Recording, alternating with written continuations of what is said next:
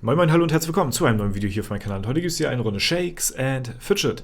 Der nächste Serverstart steht bereits in den Startlöchern und ich habe mir gedacht, ich bereite mal 10 nützliche Tipps vor, die euch eventuell den Serverstart ein bisschen erleichtern können und beziehungsweise wie ihr euch schon bevor der Server überhaupt losgeht, euch bestmöglich darauf vorbereiten könnt.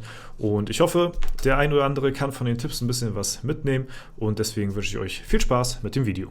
Bevor der Server überhaupt startet, sollte man sich erstmal einen Plan zurecht machen, was möchte ich auf diesem Server überhaupt erreichen. Ja, was sind meine Ziele und was ist mein Budget, was bin ich bereit in den Server zu stecken, in den Account, denn ein Serverstart ist zum Anfang gerade sehr, sehr pilzintensiv und deswegen sollte man sich einen genauen Plan machen, wie viel hat man zur Verfügung, was reicht für den ersten Tag, was reicht für die erste Woche, für den ersten Monat und für das erste Jahr. Das sind so die grundlegenden Sachen, bevor man überhaupt reingeht in so einen neuen Serverstart, dass man sich da vorab ein Pilzbudget zurechtlegt. Ja, es bringt nichts, wenn man am ersten Tag schon sich 100 € eingeteilt hat und diese gleich am ersten Tag komplett verbuttert und versucht alles Mögliche in die Dungeons zu tryen, um noch auf Biegen und Brechen den letzten Dungeon noch irgendwie zu besiegen und am nächsten Tag, am Tag 2 dann schon keine Pilze mehr zu haben. Das bringt überhaupt nichts, das bringt weder euch noch voran, noch die Gilde, in der ihr spielt, wenn ihr schon am ersten Tag komplett euer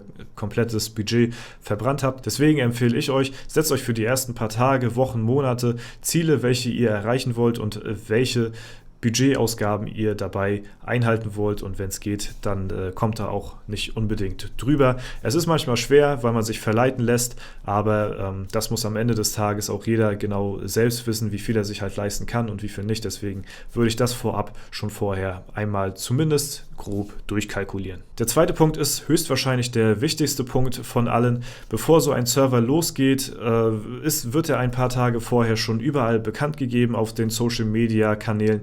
Und deswegen ist es auch extrem wichtig, wenn ihr wirklich einen soliden Serverstart hinlegen wollt, eine gute Gilde am Start zu haben. Ja? Deswegen empfehle ich euch auf jeden Fall, eine Gilde zu suchen, dessen Bedingungen ihr auch erfüllen könnt. Das heißt, seid ihr Free-to-Play-Spieler, dann sucht ihr vielleicht euch eine Gilde, die Free-to-Play-Spieler aufnimmt. Seid ihr Hardcore-Pilzer, dann sucht ihr euch Gilden, wo eventuell schon die ein oder anderen bekannten Spieler drin sind, die auch Leute aufnehmen, die auch bereit sind, sehr viel Geld in die Gilde bzw. in den Account zu stecken. Es bringt nichts, ein Free-to-Play-Spieler in eine Hardcore-Pilz-Gilde zu stecken, die Ambition hat, die erste Gilde auf dem Server zu werden. Da seid ihr falsch an der Stelle und deswegen connectet euch mit Leuten, die die gleichen Ziele und Absichten haben wie ihr selbst. Ich gebe euch da den Hinweis, nutzt dafür alle möglichen Social-Media-Plattformen.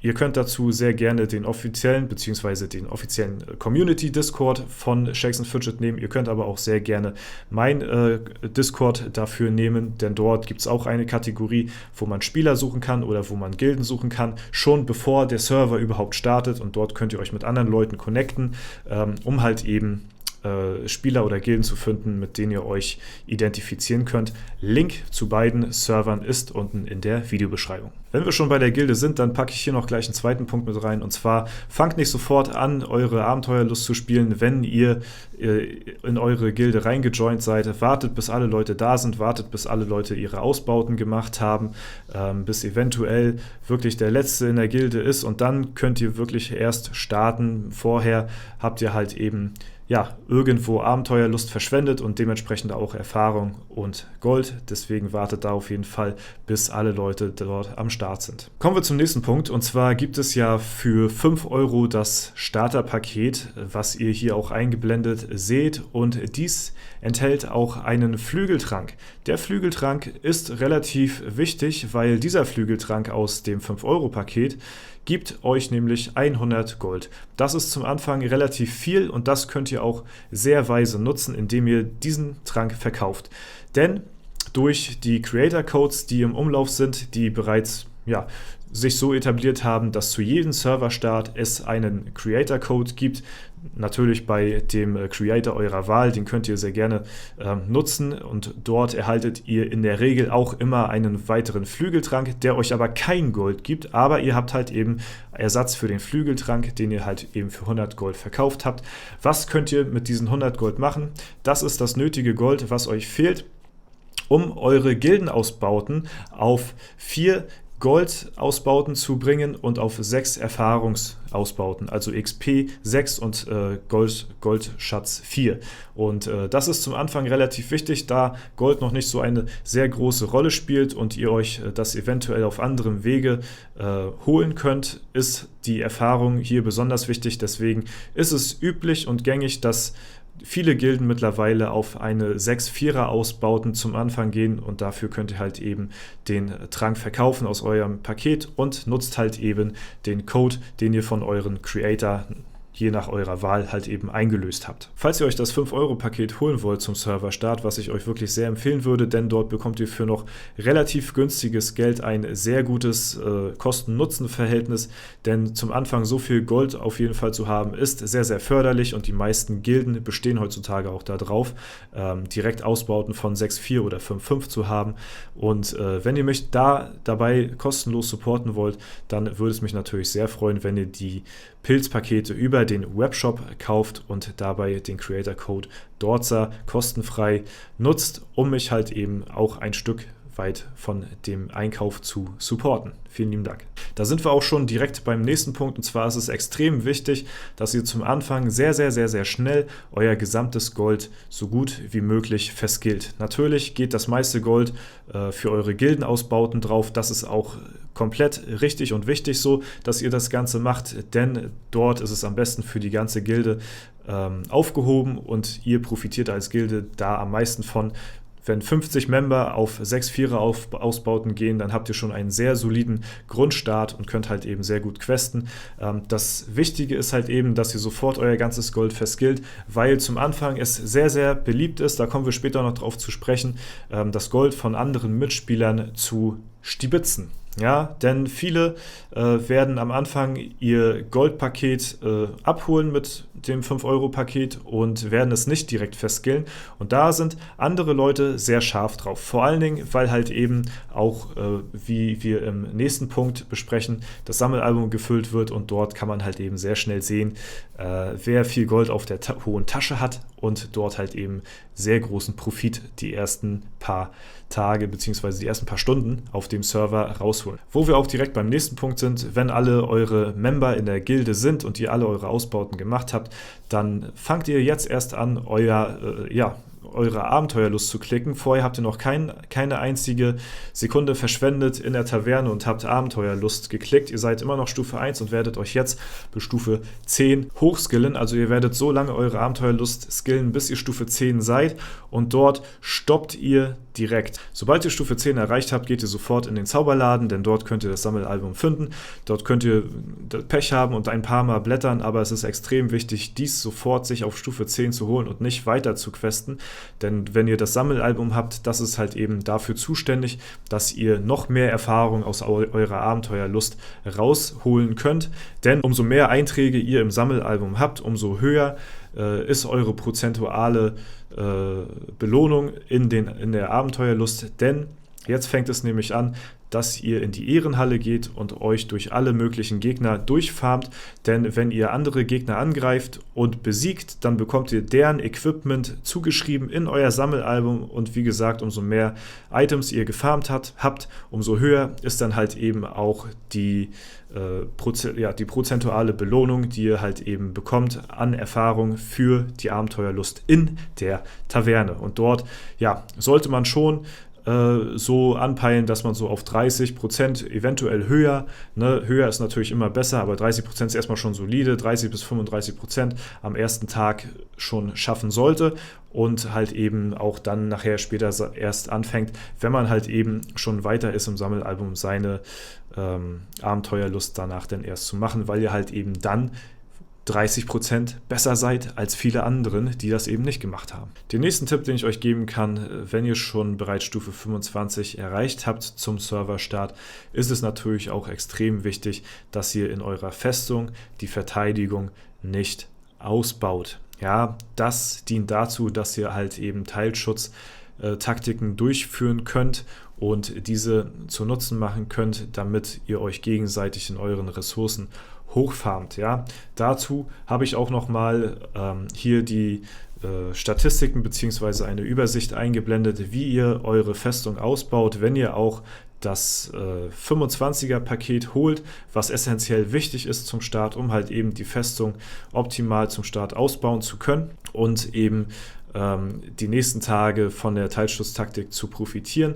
Diese Taktik ist halt extrem wichtig, da ihr halt eben nur, wenn der Teilschutz aktiv ist, die Ressourcen aus euren Produktionsgebäuden verlieren könnt, aber nicht aus eurem Lager. Und das geht halt eben bis zu 24 Stunden und bis dahin werdet ihr immer wieder angegriffen werden, da ihr halt eben die Verteidigung nicht ausgebaut habt. Deswegen seid ihr sozusagen leichte Beute und deswegen ist euer Teilschutz auch immer aktiv.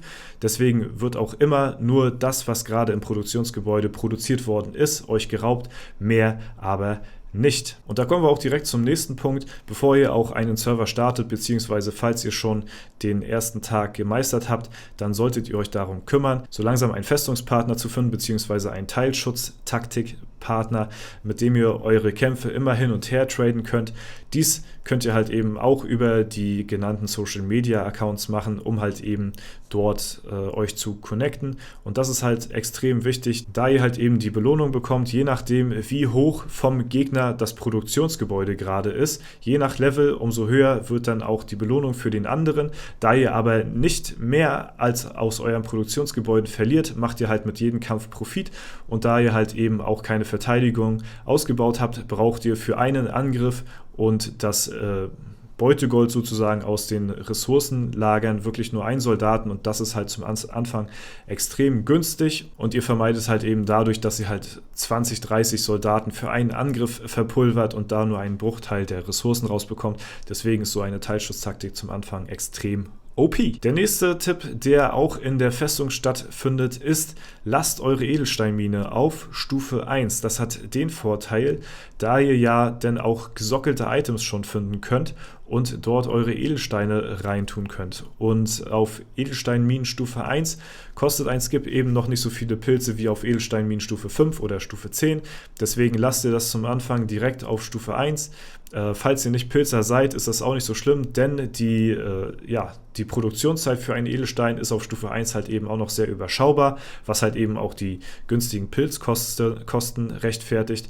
Und dort könnt ihr halt sehr schnell sehr viele Edelsteine dadurch farmen und euer Equipment, was halt gesockelt ist, dann schon im besten Falle komplett befüllen und natürlich mit eurem Hauptattribut und dem Nebenattribut, je nachdem ist es halt eben das Hauptattribut Stärke, Intelligenz oder Geschick und das Nebenattribut Ausdauer, also nur Hauptattribut und Nebenattribut Steine, alles andere macht keinen Sinn. Der nächste Tipp, der schon sehr lange im Umlauf ist, aber den ich in diesem Video auch unbedingt nochmal auffassen wollte, der zwar simpel, aber genial ist, behaltet eure Anfangswaffe, die ihr direkt auf Level 1 zum Start bekommen habt, denn diese braucht ihr später, wenn ihr auf Achievement-Jagd geht, im Sammelalbum für das Achievement Sky is the Limit, wo ihr ein Item 10-mal verbessern müsst. Ja, und wenn ihr diese Waffe direkt zum Anfang behaltet, bis ihr halt eben das Achievement oder die Ressourcen dafür zusammen habt, dann könnt ihr die ganz easy peasy auf Stufe 10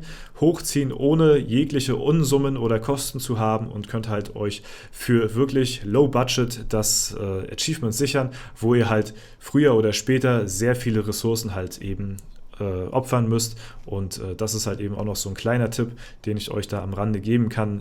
Ist auch sehr weit verbreitet und kann man definitiv nutzen. Der letzte Tipp, den ich für den ersten Tag bzw. für die ersten Tage nach Serverstart habe, ist, falls ihr wirklich irgendwo mal Gold benötigt, dann greift nicht direkt als Hardcore-Pilzer zum Beispiel auf den Greifen zurück, dass ihr dort den irgendwie für ganz, ganz viele Pilze melkt, sondern geht halt, wenn ihr wirklich Gold braucht, um halt eben eure Edelsteine zum Beispiel zum Skippen zu finanzieren oder die Gildenausbauten weiter hoch zu pushen, oder sei es, ihr kommt noch nicht im nächsten Dungeon weiter und ihr braucht noch mehr Basispunkte, dann geht in die Ehrenhalle und farmt euch dort hoch. Ja, guckt die Gegner durch, ihr müsst sowieso Sammelalbum-Einträge farmen, also spammt durch die Ehrenhalle durch, bis ihr Gegner findet, die euch das maximale Beutegold für die aktuelle Stufe, die ihr halt eben habt, geben könnt, und farmt diese ab, soweit es halt eben geht. Ja, irgendwann wird dieser kein Gold mehr geben, das heißt, ihr seid entweder out of range von ihm, ihr seid zu hoch in der Ehre, weil ihr ihn zu oft besiegt habt, ihr seid zu weit auseinander. Dann ist es natürlich schlau, euch wieder droppen zu lassen. Da nehmt ihr ganz einfach eure Waffe raus aus dem Inventar und ja, sucht Gegner, die weit unter euch sind, und lasst euch halt eben droppen. Ihr habt es schon ganz oft bei mir im Stream zum Beispiel auch gesehen, bis ihr wieder auf der Höhe von dem Gegner seid, und dann könnt ihr wieder weiteres Beutegold ja, gut machen, aus ihm rausholen, und das macht ihr so lange, bis er halt kein Gold mehr hat und ihr halt eben sehr, sehr viel Gold habt und könnt halt damit eure Skills verbessern, und das ist deutlich günstiger, als wenn ihr zum Anfang halt eben den Greifen liest. Ja, das waren meine 10 Tipps, die mir so eingefallen sind auf spontan, die euch eventuell weiterhelfen könnte zum Serverstart. Vielleicht war der ein oder andere Tipp dabei, den ihr vielleicht noch nicht wusstet oder nicht gehört habt. Natürlich sind da sehr viele von euch da draußen, die schon zig Serverstarts mitgespielt haben, aber es gibt auch immer wieder neue Leute, die beim neuen Server neu durchstarten wollen, und da ist es eventuell ganz nützlich, hilfreich, wenn man in einem Video gebündelt mal ein paar Tipps vortragen kann für die ersten paar Tage nach dem Serverstart. Falls es euch gefallen hat und ihr aus dem Video ein bisschen was mitnehmen konntet, dann würde es mich natürlich sehr freuen, wenn ihr dem Video hier einen Daumen nach oben da lasst oder eventuell ein kostenloses Abo auf dem Kanal hier tätigt, falls ihr es noch nicht getan habt, und lasst es mich gerne in den Kommentaren wissen. Das war es soweit von mir. Vielen Dank fürs Zuschauen. Haut rein und bis zum nächsten Mal.